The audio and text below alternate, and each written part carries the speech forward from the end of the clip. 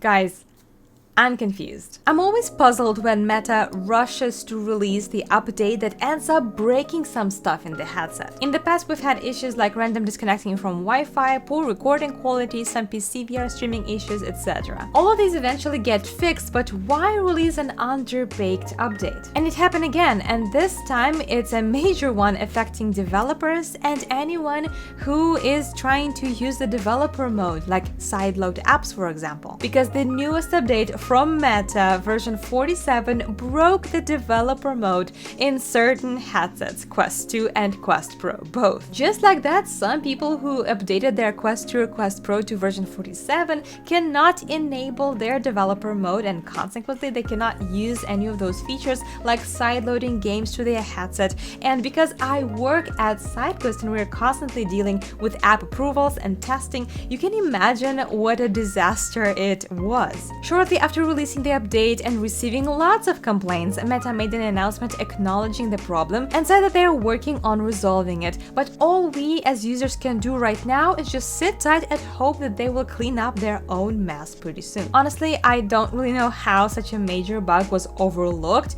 when giving the green light to this update, and I understand how frustrating it must be for everyone. The good news is that not every headset was affected by this issue. I was among the lucky ones who hasn't had this issue with the developer mode yet, but it is possible that it is because the features of the new update are being rolled out to headsets gradually, so perhaps this bug was attached to a specific feature that simply hasn't yet rolled out to any of my headsets yet. Now, speaking of the update itself, this is the first time that we will see certain features brought to Quest Pro only and not Quest 2, and others will be applied to both headsets. But before we talk about the update, there's one really cool upcoming VR experience that I want to talk about called Friendbox, which is very intriguing for anyone who's interested in meeting new people and making new friends in VR. Friendbox is a highly customizable social VR app that will allow you to express yourself in a way that you want to be seen and meet new people by being matched with various players across the globe. First, you will create your own avatar, and then you will design your world that matches your personality, or you can go completely nuts with it. The game also has lots of unlockables to choose from to find some unique items to decorate your world with, and when you get matched with a new player, you'll get to visit each other's worlds, if you give each other permissions to do so, of course,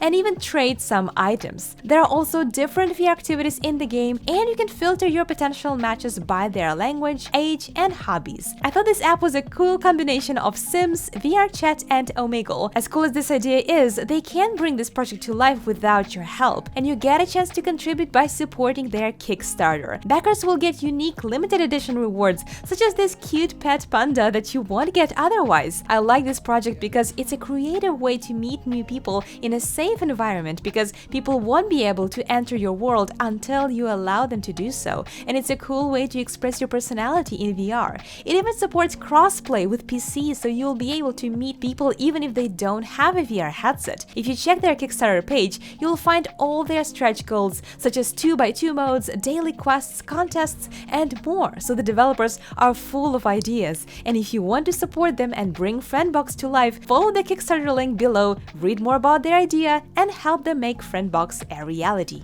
Let's start with the new features in update 47 that will only be applied to Quest Pro. We know that Quest Pro owners have been dying to get the ability to record pass-through footage in mixed reality, and this is finally happening. If you get this update, instead of recording the black screen, you will finally be able to capture your pass-through footage, which is especially exciting for Quest Pro owners who are lucky to get full color pass-through, and because of the general focus of the headset on mixed reality experiences. Sadly, Quest 2 users are still unable to record pass-through natively. But fear not, as you can easily record this with SideQuest. SideQuest will allow you to stream your screen to your computer, and then you'll be able to screen grab it from there. This is how I've always recorded my pass-through footage on Quest 2, and this is the only method that I recommend. I will attach a more detailed video video tutorial in the description along with a list of my favorite mixed reality VR games that you can find on SideQuest, so make sure to give it a watch. Another somewhat minor update could actually be a big game changer for players who enjoy playing their own music while gaming. With this update, Quest Pro owners can enable the experimental feature called background audio playback, which will allow you to run 2D Android applications in the background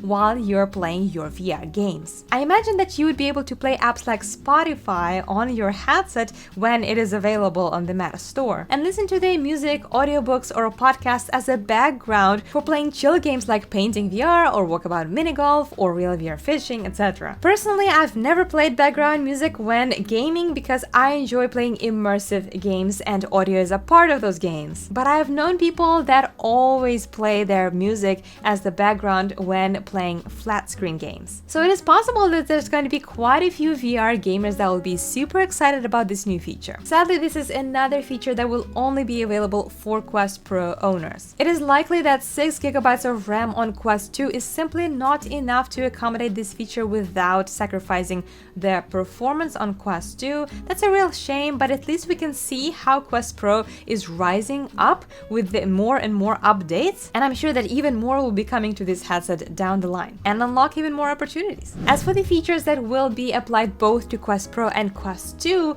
they are not as exciting, but there are still some notable changes. For example, you will be able to see yourself in the mirror when you change up your avatar in your Horizon home. Before that, you would need to go to a different app like Horizon Worlds or Workrooms to see your avatar in action, but now it's available to see right here in the home screen. Another little update is that you'll be able to make your VR game wishlist public and share it with your friends or followers, and because you can gift games, this makes it easier to find the games that your friends would like and make a perfect gift for Christmas. Finally, there are just a few minor updates to the mobile app, such as the widget that allows you to see your headsets and controllers battery life, more prominent casting button, and a few other updated device features. There's also new ways to sort and filter through your games in the library, but if you don't see those changes yet, don't worry, most likely these features will be rolling out gradually and you will receive them very soon. Hopefully you will not receive the developer mode breaking bug though. And the next time we will talk about the Quest updates will be the year 2023. This makes update 47 the last update of this year, and until then, check out my list